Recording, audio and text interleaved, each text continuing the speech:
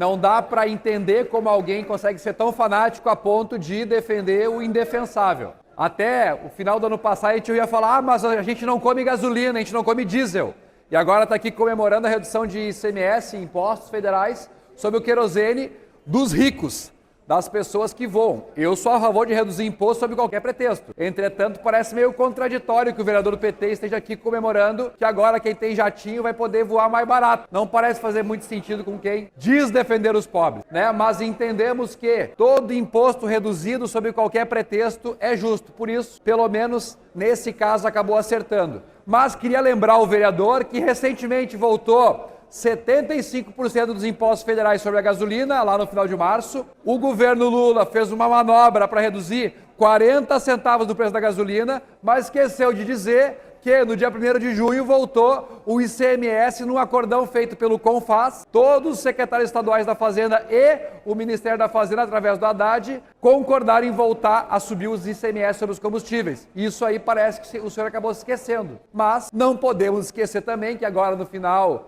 de junho, dia 1º de julho, volta os outros 25% sobre os impostos na gasolina de cunho federal. Então o governo do amor esqueceu de nos lembrar que retirou 40 centavos do preço da gasolina, mas colocou mais R$1 em cima. Qual é que é o saldo? 60 centavos. Se tivesse preocupado com os pobres, não tinha onerado a gasolina em 60 centavos. Isso sem falar que, ao longo do tempo, desde o início da pandemia, nós tivemos uma curva de preços dos combustíveis. No primeiro momento, reduziu, porque com as pessoas em casa, diminuiu a demanda pelo combustível. Com a volta das atividades econômicas, subiu o preço no mercado internacional, porque as pessoas voltaram a poder circular. E com o início da guerra, o diesel subiu até 130 e poucos dólares por barril. E foi nesse momento que o governo Bolsonaro reduziu os impostos federais, zerando IOF, PIS, COFINS, e fez uma lei federal obrigando os estados a tornar os combustíveis essenciais, limitando a 17%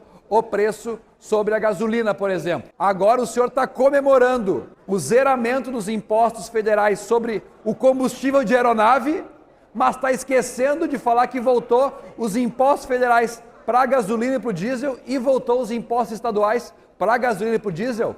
Me parece contraditório que o governo que se preocupa com os pobres esteja onerando os pobres e diminuindo os impostos sobre o querosene. Me parece não fazer muito sentido, mas, de repente, quem sou eu, né, para entender alguma coisa? Vocês têm essa liberdade poética de cobrar o pobre fingindo que está se preocupando com o pobre e desonerar o rico fingindo que está preocupado com o pobre. Não me parece fazer muito sentido. Não era essa a minha manifestação que eu vinha fazer aqui, mas eu queria falar num primeiro momento sobre a questão da manifestação no Parcão. Eu não chamei as manifestações. Por quê? Porque inicialmente essas manifestações foram chamadas 50% pelo MBL. O MBL que chamou os bolsonaristas de gado, de terraplanista, de cabeça de alumínio e, com muita razão, os bolsonaristas mais raiz se sentiram ofendidos por o MBL estar chamando uma manifestação representando a direita. O que aconteceu? A causa era justa. Democracia,